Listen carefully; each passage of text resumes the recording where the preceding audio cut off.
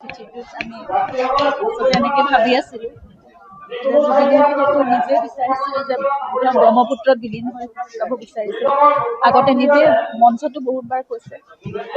গতিকে আমি চিতাভস্ম যেনেদৰে ব্ৰহ্মপুত্ৰত বিসৰ্জন দিছিলোঁ, অস্থিও তেনেকৈ ৰখা হৈছিল আজি অশোকাষ্টমী দিনটোৰ কাৰণে। আৰু অশ্বক্লান্তত আহিয়ে আজি আমি এইখিনি কামখিনি সম্পূৰ্ণ কৰিলোঁ।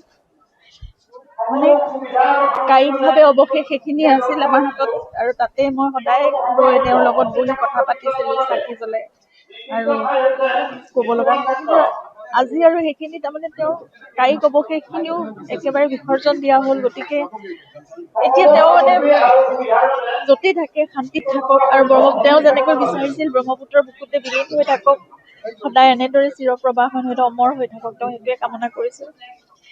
কোৱা হয় যে ইয়াৰ পিছত যেতিয়া বৈকুণ্ঠৰ যাত্ৰা সুখত থাকক আৰু কুশলে থাকক, শান্তিত থাকক। সকলোৱে সেয়াই প্ৰাৰ্থনা কৰিব, তেওঁ শান্তি লাভ কৰক।